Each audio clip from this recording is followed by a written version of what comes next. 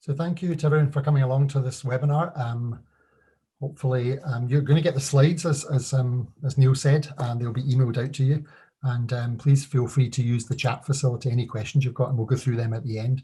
So there's a lot of material to get through, so I'm just going to blast ahead. So it's intermediate social media. It's a big subject and a lot to cover. Just some sort of high level stats about where we are. There's 7.8 billion people on the planet, and excitingly, more than half of them are online. So a big addressable market. Everybody's kind of doing everything online. People are also spending voluminous amounts of time online. And that's gone up since lockdown. That's a year old. So that's the average amount of time human beings are spending on the internet daily, 6 hours and 43 minutes. What are people doing online? Pretty much everything. People are buying and booking everything. If you notice, travel's the largest thing on the internet as in revenues. So, accommodation, visitor attractions, and flying around. So people are booking pretty much everything online. So hopefully, Visit Scotland obviously encourage people to have online booking. So hopefully you get some sort of online booking system that visitors tend to expect that. Visitors come on a journey. They don't just suddenly stay at your bed and breakfast or suddenly visit your visitor attraction. You first have to be discovered. Discovery is everything. So quite often that's Google, although there's tools like, voice assistants now and Alexas and voice search and amazing new technologies. But people find you in Google. And I'm actually going to mute you all here. Some background noises. People find you in Google, but it's a good idea. It's non-linear. This might be a month before they make a booking. It might be 2 months, it might be 2 hours, I don't know, but it's a certain amount of time. So they've discovered your website. It's probably a good idea to get them to like you on Facebook or, subscribe to your YouTube channel or follow you on Pinterest or something, but engage with you socially. They're almost certainly going to look at social validation. Obviously in our world that's TripAdvisor, but it could be Facebook reviews, Google reviews, but they will look for validation. You can't just say on your website, Mary from Essex liked this. We know you made that up. So it has to be independent and have to be managed.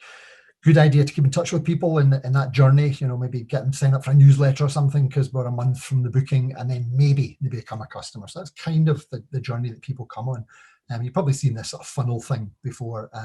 At the top is, I hate the word traffic, but it's a sort of traffic, and they might have found your website because you get good SEO, you're blogging a lot, but more importantly, social.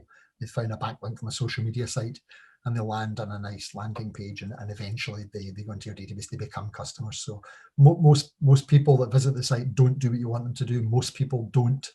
Even people that put things in carts and baskets, they abandon. So there's lots of issues there. Understanding your visitors, you're sort of sometimes called the buyer persona, the visitor persona, is really important to do this as an exercise. There's a little bit of homework for you here after this webinar. So because I want you to do this, it's kind of like match.comming your customers. So sitting in a dark room, imagining who the customers are, writing it down. You might have been in business for 20 years, but still an interesting exercise to do. And the clue is customers pay for things, influencers influence them. So you have to understand who both of them are. Teenagers on TikTok might be really important because they're influencing what their parents buy, how they vote, where they go on holiday. They influence them a lot. So influencers are also important, but I'm really talking about visitors here, the customers. So imagine, Diageo, this is a drinks company, and this is Johnny. They know who their customers are. They've done quite detailed persona analysis, and teenagers buy this, but that's not who they're. And women buy it. If you look at their Twitter, Facebook, Pinterest, they're targeting it's males over 50 that play golf, that drive Mercedes. That's the persona, and you go, I know someone like that. And if you look at all their social, that's who they're talking to, the persona. If you imagine this one here is, there's probably men over 50 buy it, but they're targeting a younger generation, 19, 20, 21. It's young people, and they're probably not interested in golf. They're probably interested in fashion, and that's where they're hanging out, so fashion sites and sport and beauty and things. The customer here is the mum. The influencer is the kid. At the side of the ingredients, it says 1 apple, 2 bananas, no beers. And the kids go, mummy, there's no beers. It's exciting. So the kid's the influencer. I think we're all addicted to this in lockdown now. So this is 4 accommodation providers, all quite different. You can stay the night at the Citizen M or the Premier Inn, and you've all got a USP. You've all got something. If you imagine Premier Inn, do they have organic gardens? Nope.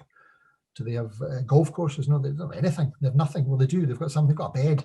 And if you go to the website, they're just obsessed with the bed. That's all they talk about. It's an orthopedic bed. In fact, you can even buy the bed. In fact, it even says on the website, if you did not have the best night's sleep of your entire life, there is no charge. I remember in London years ago, there was a lady in front of me, and she was checking out, and she said, I had a dreadful night's sleep. And the guy said, "Madam, there's no charge." And off she walked. And I was next, and I didn't have the guts to say, "Oh yeah, me too. I just paid my £25 or whatever it was." So, they know who their customers are. Citizen M, I don't know if anyone's heard of Citizen M. They're in Schiphol, then Amsterdam, they came to Glasgow, then London, New York. It's a kind of funky hotel. There's no staff there. It's really weird. Well, there is. They call them ambassadors, but they are, it's auto check-in. It's like an airport. So once you've figured out who your customers are and where they hang out, then you know how to engage with them. But you still have to tell people. You have to say, "Oh, excuse me, just to let you know, you're a retired couple and you live in Edinburgh. We're in East Lothian. You're actually one of our customers." "I didn't realize." Yes, you're one of our customers. We're targeting older retired couples. So you have to tell people. And believe it or not, this is a bit blatant, but this is Citizen M's front page of their hotel website. It says, "A collection of luxury affordable for the people." Sounds good. By the people, we mean, this is them on their homepage telling you who they want their customers to be. They're communicating it. We mean a smart people who cross the continents like others cross streets. This is them doing, e.g., the weekenders, the suits, the fashion baggers, the freyhavers, the explorers, the adventurers, the dreamers. My goodness. So they're actually saying on the homepage of the Citizen M website, if you want to have an affair, you're actually one of our customers. Really? I didn't realize that. No, they don't know you're their customers. You need to tell people. We've got auto check-in. Oh, that's interesting. Maybe I'll stay there. So once you figure out who your customers are, communicate with them and talk to them. So a little exercise: if you Google persona analysis, customer persona, visitor persona, tons and tons of stuff online, definitely worth doing. It may surprise you. I did work with a Hilton hotel about 5 years ago, and it was 3 days of work on persona analysis. So I went over to the headquarters. It was an odd visit, because there was about 20 people in the marketing department, and just a couple of minutes into the presentation, one of the guys stood up. He said, Steve, we know who our customers are. Could we skip the persona stuff?"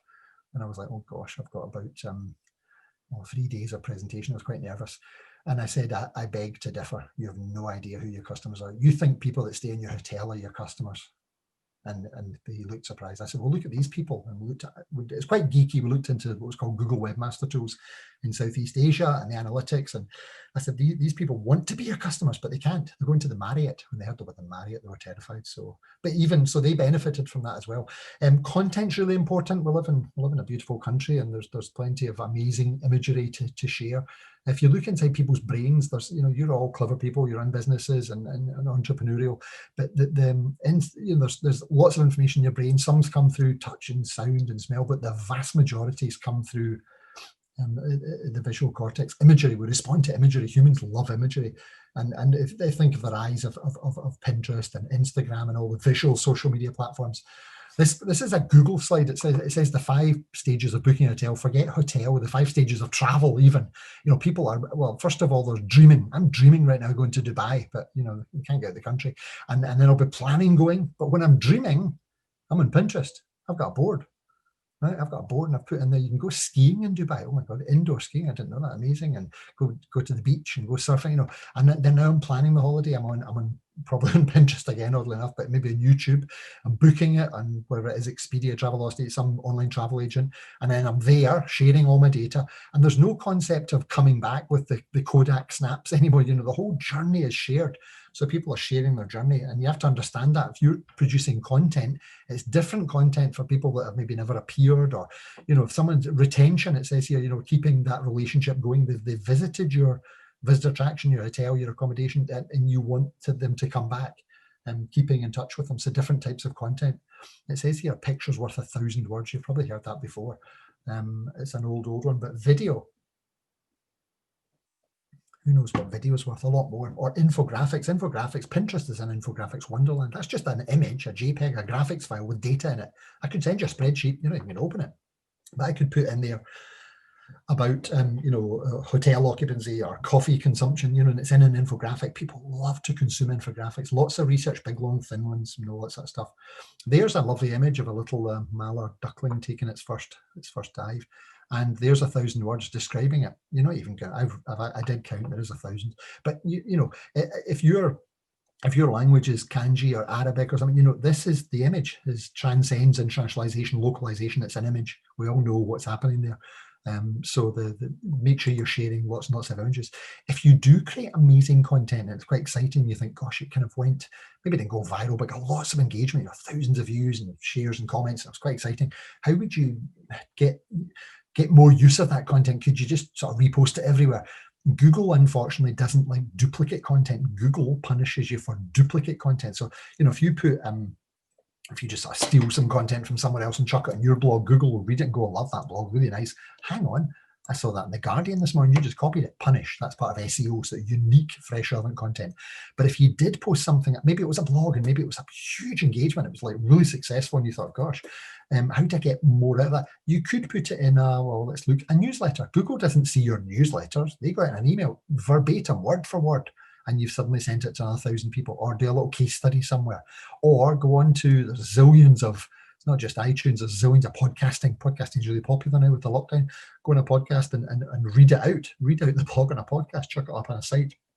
Vlogging as well, you could put a video, just read the blog out in a video, say, hi, welcome to the world of tourism, and read that vlog. So Google doesn't really see that content, and you don't really get punished. So you can put it in infographics if it's possible, put it in a case study, in a newsletter. So basically you're getting more bangs for your buck. You're reusing that content. Hopefully you've all got a marketing calendar. If you don't, just Google marketing calendar. And if you can't find one, there's millions of them online. I can send you them. So in my slides is my LinkedIn and my email, I think. But it's not to tie you up in knots. It's just to give you an idea that tomorrow is, international, whatever it is, day. And I didn't realize what's actually really important for your business. You should maybe mentioned it in your social to your followers to show that you care. So it's more of a guide to say what's going on, what events are going on around you, and what are my customers interested in as a kind of guideline. Google Trends is a wonderful tool. Basically, it sounds quite sinister, but what Google do is Google log everything you've ever typed, everything you've ever searched for. It's quite horrific. And they save it and they allow you to search for it. So it's quite voyeuristic. You can search for what people are searching for, and it's called Google Trends. And if that's true, that means you can search for where in the world is the demand for what I do. Where are people searching for hotels in Scotland or holidays in Scotland? Where are they? Is it Central Belt Scotland? Or is it the home counties? Or is it Southeast Asia? Or is it East Coast? I don't know, couldn't tell you. It's your business. You need to know where are these people that are searching. But you do have to be very careful. I've shown you here, there's whiskey, there's kind of 3 possible spellings. And if I typed in here hotels, so holidays in Scotland, and I would see it's actually us, it's Scottish people follow English for that, and I looked at the Visit Scotland data and I wouldn't see any Americans. I'd say, oh, they don't, obviously they don't come. They come in their droves, but the data doesn't show them. They come on vacations. You've asked the wrong question. And what are the French? They're about number 5. That's odd. Yeah, there's people that live in France that are expats, maybe 300,000. They live there because they don't want to be here. But the French people go to google.fr and they type in whatever it is, vacances en Ecosse. They don't type in English. So language is important here. Spelling's important. Be very, very, very careful. It's an immensely powerful tool. It will show you, I've typed in whiskey here. There seems to be, I don't know if that's a gift or it's consumption, but it's people typing the word whiskey at Christmas. Every year there's a massive spike. So maybe if you've got a distillery or you sell whiskey, so you'll be able to see, and it does predictions as well. It also shows you related keywords. So immensely powerful tool, really, really, really worth looking at. This is another interesting tool, Answer the Public. So say you're interested, what do I blog about? A lot of people say that, what do I say? What am I going to blog? I don't know what to blog about. We're a bed and breakfast. Remember, as tragic as it is tragic, nobody's interested in you. Nobody's interested in what you do. And you think, gosh, really? I thought they were. No, they're not interested in hearing from you. They're interested in themselves. Humans are unbelievably selfish. And once you get that, you do rather well on social media. If you're providing people with information and help and value and entertaining and educate, whatever it is you do. So I've got a little gin distillery, Pretend, and I went to this website called Answer the Public, and I typed in gin. It shows me every question ever asked of Google about gin. What is mother's ruin? Oh my goodness. Can you freeze gin? I don't know. Does gin go off? Now, if people are asking these questions to Google, they're expecting an answer, and Google will find your blog. So if I wrote a blog called Can You Freeze Gin? Contrary to common belief, gin, the botanicals you must do. I don't know anything about gin, but you do if you're a gin distiller, and you would write about it. So, why do hotels not have 13 floors or something? People ask lots of odd questions about things, and if you've got the answer, they're on your website, they're on your blog. Remember, every page in a website must have a call to action. When someone reads a blog and it's, wow, very interesting, wow, it's amazing, and then they leave, they go and do something else. But you must have a call to action at the bottom of every page. Something, it doesn't have to be, let's say, it doesn't have to be, you know, buy now, book now. It doesn't have to be that blatant. It could be click here to read next blog, or sign up to newsletter, or click here to go to the homepage. Something to do, an activity. When people come to your website, it's brutal. You've got about a second to get the brand across, what you do. Loads of shoes, looks like a shoe shop. Oh, it's a hotel. Loads of, you know, that's an entire second. They're not going to do a PhD in research to find out what you do. 1 second. The next second is horrible. The next second is the one about humans being selfish. What's in it for me? What can I do? Oh, I can subscribe to the newsletter. Look at that. It's an activity. I can watch their YouTube video. I can click play. I can, you know, so think of the visitor, the consumer on the website and how they behave. There's lots and lots and lots and lots of social media platforms. Well, that Google Plus was one of my favorite ones. It's gone now. Anyway, so, you know, which one should you use? Well, I actually love Twitter and Facebook. It's nothing to do with what you love. If your customers aren't on Twitter, what are you doing on Twitter?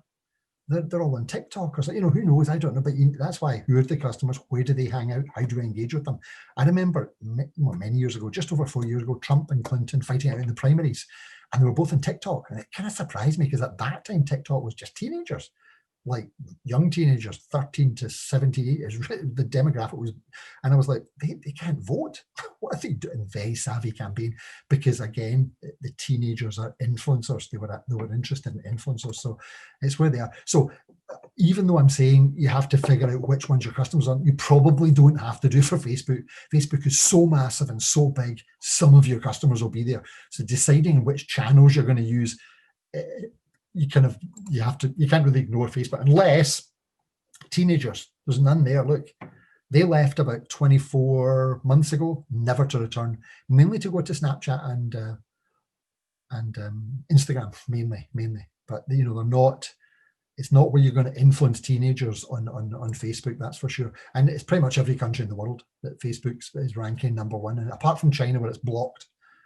Every other country is #1. And if you look here, most people are consuming, probably your website as well, but certainly Facebook, on mobiles, tablets and phablets and mobiles, not desktops like I do. That's like grandpa's internet. They're on a mobile, and your website better be mobile friendly. It better be fast, better be responsive, you know, because Google's going to punish you if it's not. There's tests you can do. The Google mobile friendly test. Yes, you're mobile friendly. No, you're not. Even do the Bing mobile friendly test if you're serious. And then there's the Google page speed test to measure the speed. I just said the word Google and my phone activated there.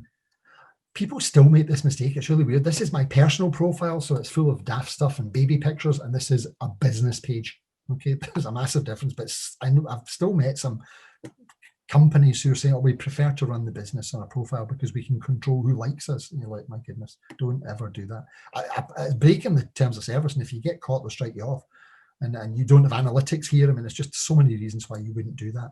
You're probably all familiar with Facebook Pages Manager app. It's a great tool if you have multiple pages to manage, but it's kind of gone and been replaced by Facebook Business Suite. Okay, so it's a very, very similar tool, but a lot more sophisticated. So if you're finding, you know, getting out of insights and analytics, it's tricky and managing things, the Business Suite will manage. If you've got two Facebook pages, for example, makes life much, much easier. They're talking about social commerce now. If I had a little shop selling, I don't know, anything, you know, socks or something, I could sell it on Amazon, I could sell it on my website, but it's now Facebook shops, Instagram shops, and they're just about to add WhatsApp and Messenger shops. That's one company. So social commerce is big. And if you look here, it's a little short video. I don't think there's any sound, but somebody's buying something here. They're scrolling through like a sort of Amazon thing. I'll click on that, add it to my basket or my bag, proceed to checkout. Credit card, done, finished. They've checked out on Facebook. So they've bought something from your, you know, they've booked something. So it's really, really, really powerful. Worth having a look at. Facebook Live in tourism is massive. It's really, really popular, and it's kind of fun. And obviously we're in lockdown. You can take somebody round your golf course or round your hotel, you know, and show them round a visitor attraction while it's quiet and that kind of thing. So if you're doing it, just a few tips for you. If you're going to do Facebook Live and do it professionally, kind of plan, definitely plan what you're going to do. Okay. And, you know, we're going to cover X, Y, Z. This is what we're going to do. And there's a wee call to action at the end. So I'll see you next Friday at 3 p.m. GMT. We're doing a regular thing. Know where you're going to be doing it. It could be inside on a laptop. It could be wandering around on a phone. It does this anyway. Facebook Live won't work if there's not a decent internet speed. It comes up and it says that, you know, we're not going ahead. So it used to, you had to check. Tell people you're going live. It does tell your followers. It says, oh, John's going live at the St Andrews Golf Course or something. Oh, wow, fantastic. And then go live. Practice it first. Go live to, it's like posting to only me. It's a bit pathetic. It's just you. And then you go, hi, everybody. It's just you. Not even your mum. No one's in there. Just you. And then thanks, bye. And then save it and watch it and go, oh, it's okay, but the lighting was awful. Right, okay, we'll get the next one. Oh, right, I've got the lighting and my voice. I need to project. So just practice with yourself. Go live with only me instead of public or friends or followers. If you're really serious about Facebook Live, there's a couple of tools. Live Leap is an amazing tool if you're very serious about it. It's huge in tourism. And basically what Live Leap does is it tells everybody you're going live, because Facebook just tells your followers. This will tell people and SMS them, email them, tweet them in groups. It'll tell people in a big travel group that you're about to go live, so more people will watch your Facebook Live. And also there's one called Be Live. That's a sort of plugin, an add-on. It's a website and an app. And it allows you to do a sort of interview mode with Facebook Live if you want to interview someone, kind of thing, both together, kind of like TikTok duets or a talk show format. It's quite nice. So these are our plug-in tools. Facebook competitions. Just going through the rules here because I see them getting broken all the time. Facebook is an American company, so if you go into the help, the word competition doesn't exist. It's contest. The rules, basically, in summary, you can ask someone to like something, not share. That's if you want to remember it, it's easy. Don't ask people to like things. Don't ask people to share things. It's that simple. Lots of people do this. Big brands, and you can get struck off. There's no warning, or you get there's a one here that says competition win a shirt of somebody, simply like this post to enter. All right, looks nice, I wouldn't mind that. And here's another one. Oh, that looks beautiful, a little hot tub. Last chance to enter. All you have to do is like our page and share this post. That's illegal. That's legal. So the one on the left just says like this post to enter. This one says, oh, you have to like the post and share it and hashtag, just nonsense. So just keep your competition to your content. It's very powerful. People, you don't have to give away. You can give away a beer mat. People do things for, so it gets engagement and people love it. Facebook Insights, we don't have time to do demonstrations in this webinar. It's a bit of a blast. It's only 1 hour, but this is the analytics. This tells you, who your customers are, how they're engaging, everything about them. So you need to be using Insights or go in an Insight webinar or watch an Insights YouTube video. Very, very revealing. So big questions people ask, how often should I post? Now, this is not just on Facebook, Twitter, Pinterest, Instagram. How often do you post? And do you do different stuff for all the different channels? I don't know. And how do you measure it? Well, okay, let's just kind of touch on those subjects. How often do you post? I don't know is the answer. If you have a little plan, a little social media calendar, that can help, right? But also, if you go into Insights, Facebook Insights, for example, will tell you when your audience is online. Oh, I didn't realize. I thought they were all online at tea time. Nope, they're all online here. My goodness, that's probably a better time to post. And they're not online at weekends. I didn't realize that. Or maybe they are online at weekends more. So that will help the analytics. And it'll tell you, oh, they're mainly female, age 30 from the US. I thought it was all local people. No, that's your main people that are on your Facebook page. It's ladies, not men like you thought. So Insights tells you all this. It's really, really powerful. It says here, trying to post about every single topical event is just nonsense. Have a plan, have a little plan, okay? If you're just posting and there's no plan, you can end up in a bit of a disaster. Should you develop different content for different channels? Well, ideally, yes. Twitter's just a wee 140, it's now 280 characters. Hello, I love you, sunny day. It's quite short and newsy and snappy. But YouTube is a big, it's a video platform, so quite different. If you look at Facebook, when you post videos to Facebook, most of them are watched in silence, about 85%, and you think, wonder why? Well, I mean, for a start, if that's true, you should be captioning them all, guaranteed. If you look at the BBC website, every video is captions. Why is that? Because people are at work. People are at work, or they were at work, and they're watching videos in call centers, and they shouldn't be, and they're subtitled. So different video formats for different platforms. It says there, make less content, but focus on making it work harder. So choose the platforms. If it's just 3 platforms rather than 33 platforms, it's better to concentrate on the ones. It's not the ones you like, it's the ones where your customers are. So this is the founder of Facebook. He owns Facebook, he owns Oculus, he owns Instagram, he owns Messenger, he owns WhatsApp, he owns a lot of stuff. Quite a wealthy chap, young guy. That's him in Harvard when he was a bit geeky, still is. But what he's saying here, this is horrible for you to hear this. As a person, this is lovely. Oh, by the way, all those business things, those business pages, you're not going to hear from them anymore. You're going to see the things you love. We're changing Facebook. You're going to see all the stuff you love. Cats jumping off wardrobes and all that, and babies, cousins. Really? So hang on, we're a business. this is horrendous. Yes, this is horrendous. So they're punishing businesses. They're pushing you further down, and it's like less people seeing your stuff, your posts, your mentions, your updates. How do you get around that? Okay.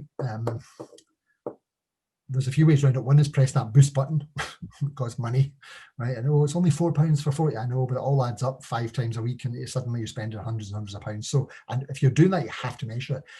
Another way around it is, and it's a bit easy for me to say this, if you create remarkable content, amazing, mind-blowing content, it will rise to the top, okay? But the other way around it is groups. Have a look at groups. Facebook groups are immune at the moment from this algorithm, this horrible algorithm that basically people see more of the stuff they like. So groups, if there's a group called, you know, Scottish Beaches, or there's a group called Scottish Travel in Facebook, there's actually thousands of groups. If you post something in there, everybody in that group sees the post. It's not that he doesn't filter. Right now, you've got 20,000 followers. You spent 5 years building all these followers on Facebook, and you post something, sunny day, love you all. I don't know, 50 of them see it, 100. Hey, what about the other 19,000? They don't show it to them. Why is that? Well, they stopped interacting with your brand, you know, something called EdgeRank, the algorithm. How do I get them to see it? Well, create amazing content, that's hard, or press that boost button, that costs money, or use groups. So there's 3 ways round this algorithm over time. How should you be careful what you measure? There's like vanity metrics. You know, people go to Google Analytics and they're going, I'm on a couple of boards and I'm the tech guy, and they're looking at, they're going, okay, so what's the how are the hits, Steve? The hits, HITS. I always think that's how idiots track success. Hits, geez, so how's the traffic, Steve? Oh, gosh, it's awful. The visitors, they're human beings, but never mind. And then you educate them and they say, Steve, the Google Analytics, how the bounce rates? And I think that's good. I've educated them, not a bounce rate is. That's now changed to engagement rate, but never mind. So, but this is like, there's a bunch of people in this webinar, and just, I don't know, I can't see you all, just pretend you're all, you know, pretend everybody's 40 years old just for fun. So I've just got a bit younger, that was nice. And then a 3-month-old baby comes into the webinar, bit unlikely, but just pretend. The average age is now 12. Well, there's nobody that's 12 in there. Yeah, that's the average age in the webinar. It's just a meaningless number. So, you know, it's like looking at number of followers. Who are they? I don't know, just 60,000. We've got 1 million followers, 1 million likes. It's just meaningless. Who are they? Well, they're all people from China. Do you have any inbound Chinese? No, we don't. It's just, well, it's nonsense. So you do have to measure it. I remember looking at a video I did on YouTube many years ago when Barclays kind of hosted it and helped me. And when I got home from London, there was 3 million views. I normally get 3 views, 1 view, 2 view, no views. 3 million. I was so excited. And I thought, I'm famous, I'm rich, it's great. I went into the analytics because I'm not silly. And I was people from 102 countries. And there was no bots. It's all humans. So I am rich and I'm famous. Oh, I was so excited. And then I'm not that silly. I went into the YouTube analytics, and there's a metric called retention. That's how long people watch the video for. Delusionally, remember, human attention span's about 6 seconds. Delusionally, it was a 30-minute video about cryptography. How boring. So 3 million people started to watch it, and it just went like this, down, boom. And at the end, 2 people got to the end. I was one of them, and my mum, believe it or not. And my mum, yeah, nobody really watched it. She was trying to stop watching it. I think that her hand was too shaky, and I went to the toilet. Nobody watched the video to completion, even though it said 3 million views. So it's just a vanity metric. So you need to go, if you're looking at Google Analytics, you need to go into every page, and same with the social media. Twitter, still growing. I think a lot of people left, and Donald Trump's obviously chopped off. Quite an interesting thing that they're throwing people off for various reasons, but they're very powerful, these social media companies now, and the Amazons and things. But they upped the number of characters to 280 a while back. So you can say more. It used to be 140, which was slightly limiting. Basically, it's microblogging. It's tweeting, and now there's microblogging. The fastest growing population on Twitter is over 60. It's interesting. There's something called fleets. This is, I don't know if anyone's used fleets. It's kind of stories. It's essentially stories for Twitter, you know, like Instagram stories or Snapchat stories. So even they've done it. So they last 24 hours. You can add to them, but they vanish after 24 hours. You can't save them like you can do in Instagram. You can save them in highlights. But people don't like Twitter because it's all like, what's this DM and you know, mentions and hashtags. It's all very geeky. But see, once you get the idea that what a hashtag is and how to mention someone, and DM is just chatting to someone privately, directly, that's it. It's not that hard. This is texting on the internet. So if you're not using Twitter, please consider Twitter. Very, very, very powerful platform. I visited them twice in their first year of business and wrongly predicted failure because I thought this is texting on the internet. This is a joke company, total joke. And it's infrastructure actually that's amazing. There's something called TweetDeck. Not a lot of people use this. If you're using Hootsuite, that's fine. It's TweetDeck and steroids, but TweetDeck is essentially a sort of toy town Hootsuite, but it's only for Twitter. Really powerful. You know, you can schedule tweets and you can compare them and you can find it. You can do competitor analysis here. You can find out, you can win new business here. You know, there's like 12 German guys just appeared at the train station in North Berwick, and they've said, our campsite's full. Oh, we've got a campsite. You know, the people tell people things and it's public. It's very, very public Twitter. People think it's private. What do you say on Twitter? Because I don't know what to say. Well, remember, no one's interested in you. You have to remember that. So you be helping them and entertaining them and educating them. This is a bizarre example. I'm not suggesting you do this. It's one of the largest flower companies in the world. And none of you woke up this morning thinking daffodils, roses, flowers. We don't, because you've got a life to go on. Even if you're interested, you don't. There's times in your life when you think of flowers, you know, your mum's died or you've fallen in love or it's Valentine's, you know, specific times, but otherwise you have a life to go on with. This guy went on Twitter and he started tweeting and he said to his friend, he said, I'm on that twit thing and I've got my mum follows me and my son and got 3 followers and we're doing pictures of roses and things. And he suddenly realized nobody's interested in pictures of flowers.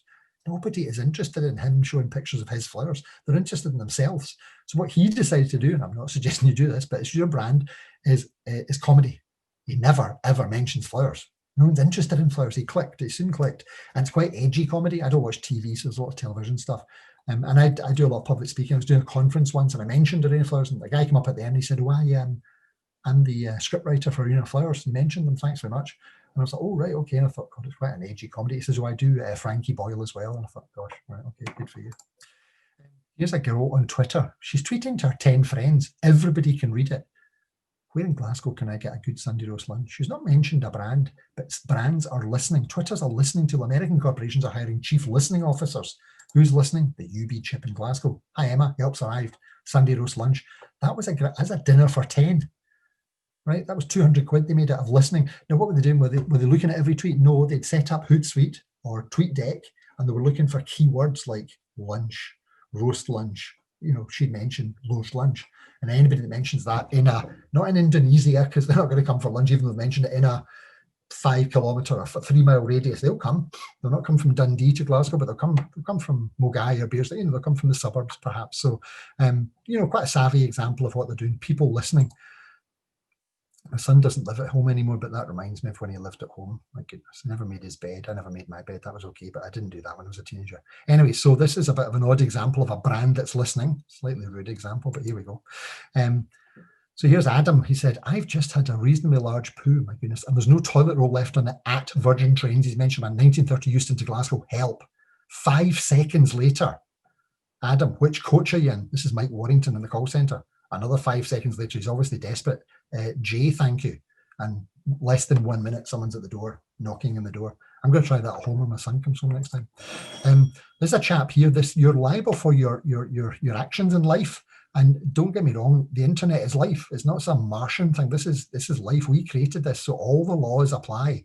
You know, liable and everything. Here's a guy, Robin Hood International Airport. This chap. And he tweeted something quite rude. He said, oh, the airport's closed. It was snowy. It was about 6 years ago.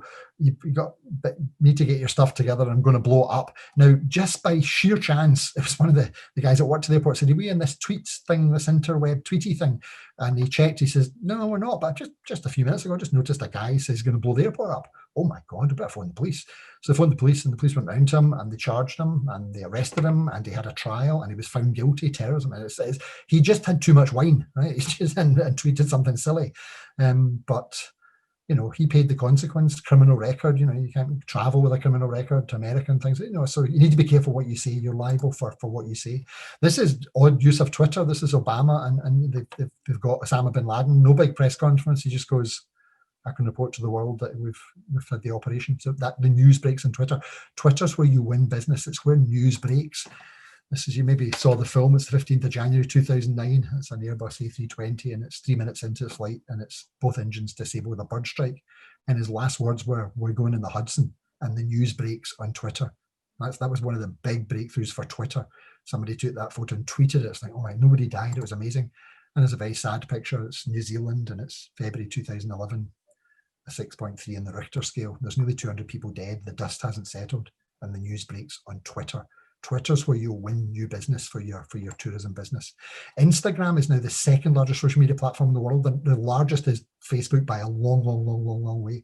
But Instagram is number 2, and guess who owns it? It's the same guy. And most of it's consumed on mobile. So you can go www.instagram.com in a browser, but it's dire. So most of it's consumed on Instagram, and it's still growing rapidly, way over 1 billion active users. And active users, somebody logs on within 30 days. And what are they doing? Well, inside looks, behind the scenes, influencers, live events. You can go Instagram live.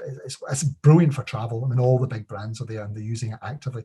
But what most people are now looking at on Instagram is, it says here, is stories. Yes, you should still be posting and using hashtags, but it's stories. So it's stories saved in the highlights. That's what they're interested in, and that's what they're spending time doing. And obviously reels have come along as well. So Instagram has evolved. It was just pictures, and then video appeared, and video with stories, and it's now got full-blown e-commerce. You can do booking on Instagram, and people do. This was a bit of a disaster. It was the Instagram hotel, they called it in Australia. And you booked the hotel, and you told them your Instagram feed and your email when you booked up. And when you arrived in the bedroom, right, there was a big kind of, looked like a mirror. It was a large LCD panel in every bedroom. And in there was your Instagram feed. It's like, well, it's nice. It's all personalized. It was lovely. But there was a lot of divorces because a lot of couples would stay, and the wife would say to the husband, who's she? I don't know. No idea. Never seen her. But you're kissing her. Oh gosh, I've been caught. Yeah, gotta be careful with social media. So you may have heard of Murad Osman, who's an interesting guy. He said to his girlfriend, they're Russian, but Syrian Russian. She's very pretty and he's a good looking dude. He said, I'm going to take a photo of the back of your head and we're going to be rich, worth millions. Most DMOs will pay us 100 grand. So, Visit France paid him 100 grand to stand in front of the Eiffel Tower. And she's like, what? And you don't have to show your face.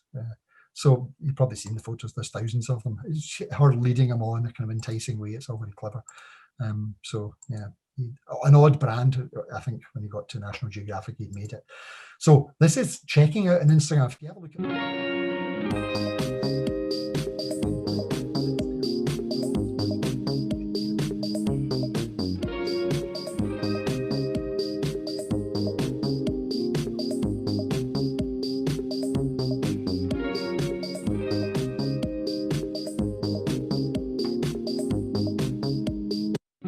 social commerce is becoming a huge thing.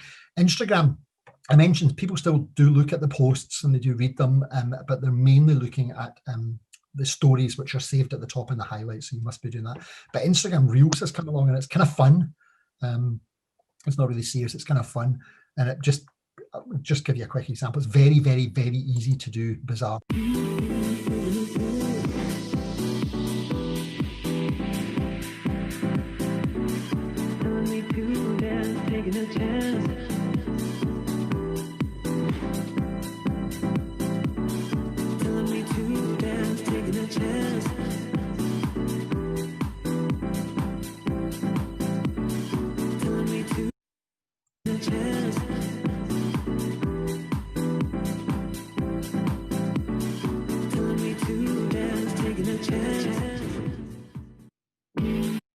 Everybody's really copying Snapchat, actually. Pinterest is, you might be thinking, gosh, we're not on Pinterest, and Steve, here's another social media platform. I can barely cope with whatever, Facebook and Twitter. The nice thing about Pinterest is once it's set up, just leave it, it's set up. It should be your second biggest referrer of traffic to your website.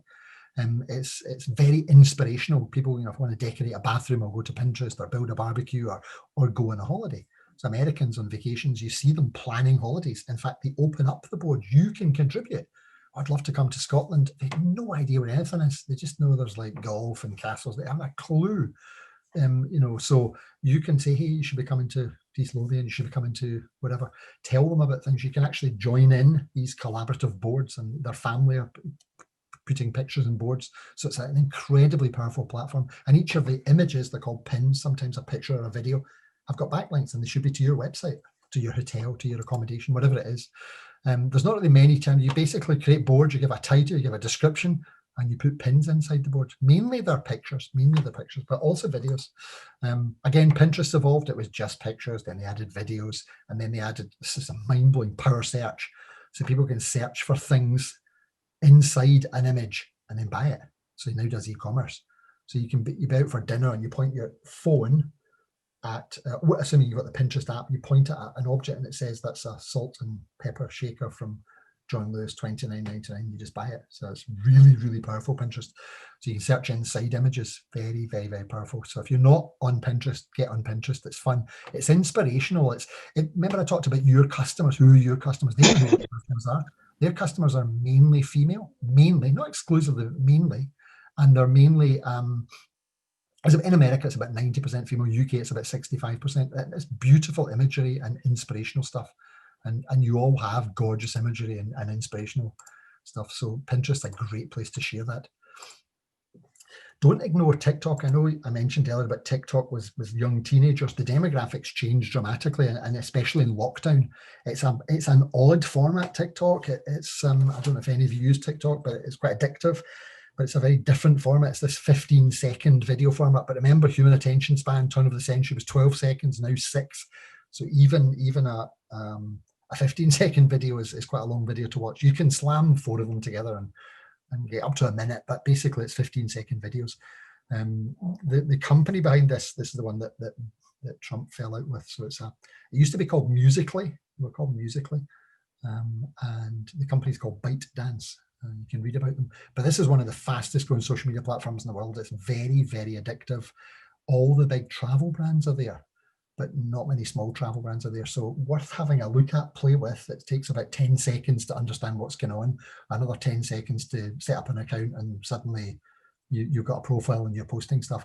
The effects are amazing, stunning, amazing effects. That's the really addictive bit about it. Anyone can become a superstar. So TikTok is definitely worth having a look at, even if you never do it. Measuring things is important. I talked about Facebook, insights and Google Analytics on your website. There's a new version of Google Analytics, version 4, and unfortunately you're going to have to change the back end of your website to take advantage of that. Some people like what you're doing and some people don't like you. So you kind of need to know. You need to be doing social media monitoring. Twitter could be that, or it could be Google Alerts as a social media monitoring tool, quite a basic one, Google Alerts. It doesn't really do very much. There's thousands of tools to choose from. I'd go with Alerts, Google Alerts first of all, and maybe use Twitter, set up Hootsuite or TweetDeck to do monitoring. So you can find people mentioning your brand and look at the sentiment. They're saying nice things, they're saying bad things. You want to find out very quickly if somebody says something negative about your brand and you want to react. This is a guy who knows a thing about business. So he's saying 20 years to build a brand and 5 minutes to destroy it. So if you're not listening, somebody overnight during the night when you were asleep said something about, this sucks, and you didn't notice and you don't know, and now there's like 3,000 people following it, and it's overnight a brand can be destroyed. So there's tools that do this for you. They'll listen for you, really powerful tools like Hootsuite and TweetDeck. I don't know if anyone remembers this young girl. I think she's about 9 at the time. Her name's Martha Payne, and she went to Lothians Primary, and she used to take photos of her school dinner. Do you remember? She had a little blog called Never Seconds. And I followed the blog. It's quite funny, and there was a column called Number of Hairs. It's like, oh gosh, 3 hairs today in her food. And she got into trouble. She got hauled in front of the maths teacher, taken out of her maths class and hauled in front of the head, and said, you're not allowed to take, there's been a lot of press coverage about your blog. And she was making money for Maggie's Meals in Malawi and things, and you're no longer allowed to take photos of your school dinner. And I was almost crying reading it. I thought, gosh, this is a really sad day. And I sort of thought, what gave, it was a girl in Butte Council that, the right to think they could stop a 9-year-old kid taking a photo of her school dinner. And I think the answer is all of human history up to now. Lots of big organizations aren't very good at social media. Lots of big brands, they just don't get it. They think it's a broadcast mechanism. They think it's a sales mechanism, and it's an engagement thing. The marketing leads to sales. They just think we'll just sell, just click here, 2-for-1 special. They don't get it. She got it. We're living in an international world. You're one click away. Someone from Korea can be on your website. This is a big decision, but internationalization in social media is a big issue. If you're trying to attract or engage with, say, Portuguese or French or German or Spanish inbound tourists, well, they speak Portuguese, French, German, they speak a different language, and you may have to translate perhaps, but you might get away with English. Okay, but it's an issue. If the French visitor is massively important to you, and it's mainly French visitors, and you like them and you're targeting them, it's probably perhaps maybe a good idea to have some of your website translated into French. maybe even buy a .fr domain if you're really serious. But, I wouldn't be using Google Translate. I'd be using native translation. And the localization is just, to be sensitive to cultural things. It's not just language. And, people in France spend euros and they speak French. So, there's work to do there quite a lot. It's a huge issue, international social media. I think probably the only country that is very, very, very different is China. And again, if the inbound Chinese tourists are coming back and they're a big thing for you, you maybe want to invest some time and energy in different platforms. So for, Mexican visitors, French, German, Spanish, Italian, it's just the same. They're using Facebook, Twitter, Instagram. They use the exact same stuff. It's just in a different language. It's exactly the same.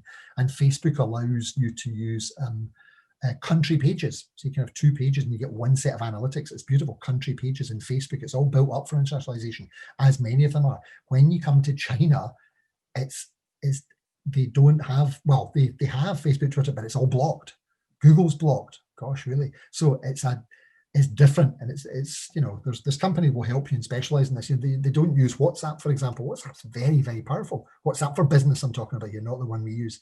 You can take bookings in here and forms, really powerful. They use WeChat, and WeChat is, you can find how many people are at a visitor attraction, and you do pay your tax and book a hospital appointment, and just there's no TripAdvisor there. It's in everything's in WeChat. It's a super app. WeChat's a super app, one app for everything, for ratings, reviews, bookings, accommodation, everything in one app. So again, if you want to talk to these Chinese visitors, they're not on WhatsApp. Every other country in the world pretty much is on WhatsApp, but China isn't. And again, they don't use Twitter, they use Weibo. If you go to Oxford University, there's lots of Chinese students, and down the bottom of Oxford University, ox.ac.uk, they've got Weibo, Facebook. Yeah, because lots of Chinese visitors, and they think that's important. That should actually be Google, not Google Plus. But instead of Google, they use Baidu, the search engine Baidu, Baidu. Google's the #1 search engine in every country in the world except China, where it's blocked, and it's Baidu. It's blocked, so Google is blocked. You almost certainly will be found on Baidu. If you go to baidu.com and type in your visitor, you'll be found. You're not in Chinese, but it's found your website, just like Google finds your website. It visits it every night looking for fresh, up-to-date, relevant content. So Google's not #1 in China because it's blocked. It's number nothing. It's not anywhere. Every other country, it's #1, apart from Russia, where it's #2, and South Korea, where it's #2. So Google Yandex is #1. Again, if Russian or Cyrillic speaking visitors are important, it should be Yandex and Naver in South Korea. But every other country, Google dominates, and it's got an issue with dominance because the commissions and things don't like that. Again, Messenger, Facebook are about to add to WhatsApp and Messenger commerce booking systems, so people can book a room in a hotel, they can book a ticket of an accommodation, but they can on Messenger and WhatsApp, just about to do it. But Facebook have sent a message out to all their users in North America at the moment to say hi, just to let you know we're to pull this one off, we need to link WhatsApp with Facebook, and lots of people have objected to that. This because when they bought it, they said they wouldn't link the two. That's me kind of really at the formal end. We've got sort of Q&A. And I think Neil would encourage you to leave questions. We'll get all of the slides, so don't worry. We rushed through a lot of material there, and we've got about 5, 6, 7 minutes we can do with questions. So, Neil, are you able to see the questions? Yeah, sure. I can just fire them over to you. Firstly, congratulations. Your engagement levels improved since your Barclays days when you went from 3. You're still at the full number of people. Well done. Right. There's 4 or 5 questions here, so I'll fire through them. Firstly, from Kirsty's asking about aspirational messaging. So obviously we're in this pandemic at the moment where a lot of businesses are going down the route of kind of health and safety content, hygiene content. Is that the route to go, as opposed to that kind of looking beyond the pandemic to other kind of content, or does that put off potential markets? What would your thoughts on that be? That's a difficult one, Kirsten. It's a really good question. I think a combination of both. I'm working with a number of visitor attractions just now, and they're kind of preparing to think, when we're open, people, I think, even if imagine everybody's vaccinated, people are still going to look for, oh gosh, they're really safe and they've got hands. They're looking for all that reassurance, if you like, the reassuring stuff. We're doing distancing and we've got sprays and everything, So I think you're still going to have to do that, and possibly some sort of you know, we've got a little gin distillery with a tour. You're probably going to be asked, you know, have you been vaccinated? I know that's a very emotive subject, and I spoke to Neil about this earlier on, but I think that's going to happen, you know, to get on flights and stay in hotels and go to visitors. I think people are going to say, so you may want to, you may be forced to do it, I don't know, or you may just say, no, hey, we do this, we only let back, you know, it's a very emotive subject, especially in America at the moment, but people are all talking about it. What once we get, you know, this herd thing, we get most people, you know, what, so I think a combination of reassuring messaging and inspirational, aspirational stuff, both. Yeah, not very good.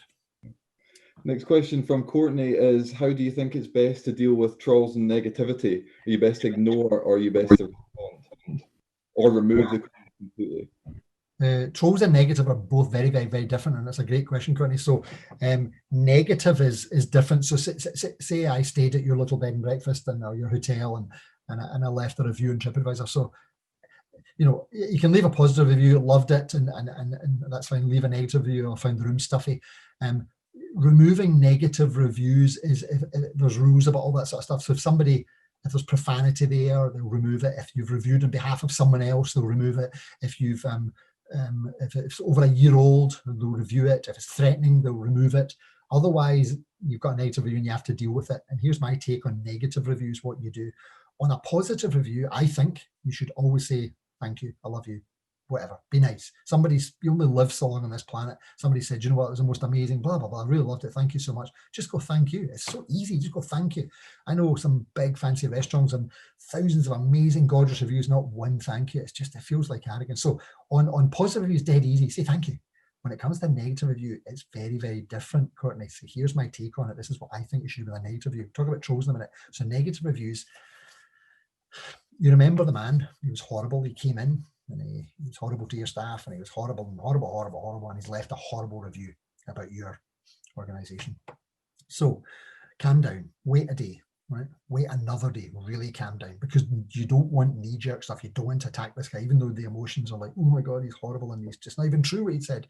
You know, so calm down, wait a day. Essentially, you're essentially saying sorry. You're trying to put it right. You're trying to say sorry. But here's a hint for you. Never, ever, ever mention your brand, your company name, your name, you know, your hotel at the ABC Hotel. We're very embarrassed you found dirty bed sheets, because Google indexes that content, and you've got 5,000 five-star reviews, 2 negative reviews, they come up the top above your brand.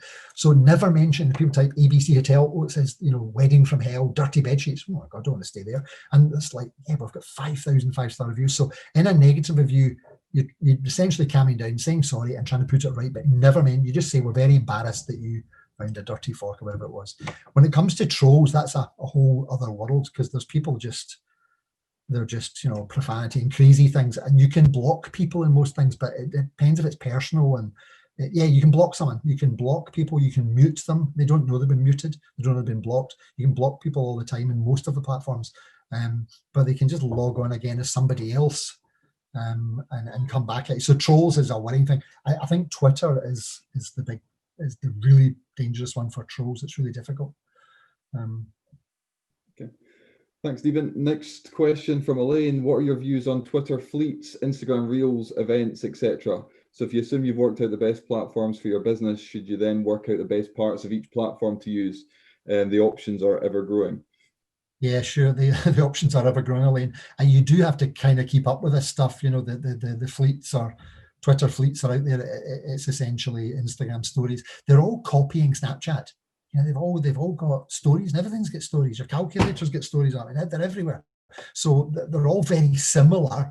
You know, Twitter call it fleets, Instagram call it stories, and Facebook's got stories, Instagram's got stories. They're very, very similar, and they're not that difficult to get to, but you do have to keep up to date with them, and figure out what the best platform is. So maybe you're not actually tweeting on Twitter, but using the fleets. So yeah, it's a tricky one, but you just have to keep up to date and figure it out. Typically, your people on Twitter stay on Twitter. You know, they're not going to abandon it because there's fleets. I remember being on LinkedIn many years ago, and I thought, God, they added images. It's very businessy, and then videos, and now they've got these. Oh gosh, they've got like little, you know, comments and things. It became like Facebook and pages and things, and people didn't like it, but they've even it's almost copying Facebook. So, and LinkedIn have now got LinkedIn Stories. They've launched that. I don't think they've rolled it out totally. So even a business platform like LinkedIn has got stories, but maybe not everybody uses them. Next question from Finlay. He's got a high number of returning customers or regulars. Lots of them enjoy seeing what's going on within the business and the more personal side of things. How would you suggest that he balances this while still appealing to new customers who have never been to his business before?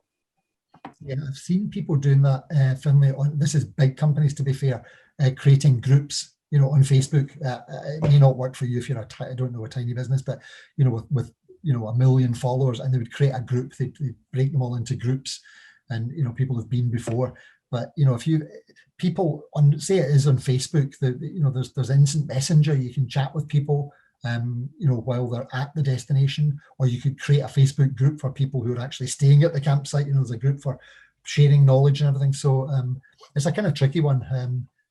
It doesn't, obviously on your website, believe it or not many people do this, but obviously the Amazons and all the big companies do it. But, a returning visitor or a new visitor gets a different page. In fact, Amazon, everybody gets a different page, but it's possible to do. There's a code, a little tag, and it says, I'm a new visitor. I've never been here before. And it's, hi, welcome to the world of illusions, or whatever it is, oh, wow, that's amazing. And here's how to book. But I've actually been there 5,000 times. I don't want the welcome video. I'm a returning visitor. I don't want all this frequently asked questions. I come every year. I know all about it. I just want to be able to book or what's new. So you can do that on the website. Slightly trickier on social media unless you break them into special groups. That's the best way to do it.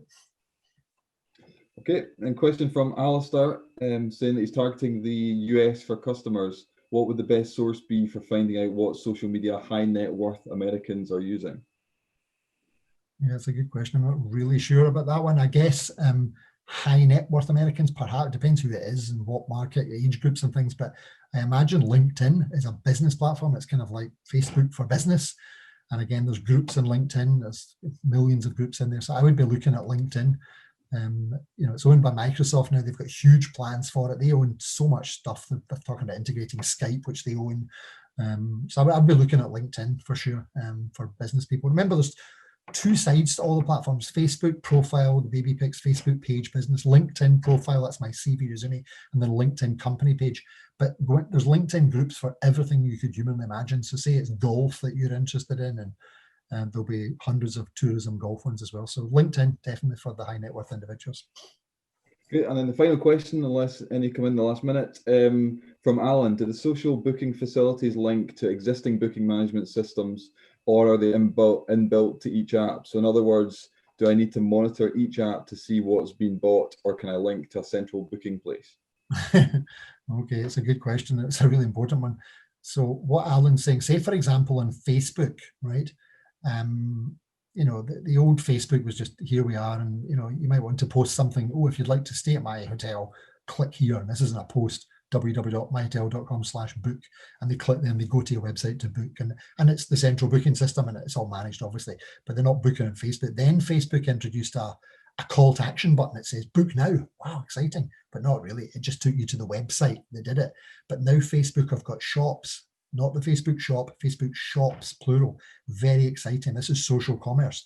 You can sell digital products in there. You can sell downloads and take bookings. You can sell physical products. And Facebook were even thinking about doing fulfillment like Amazon, the Fulfilled by Amazon.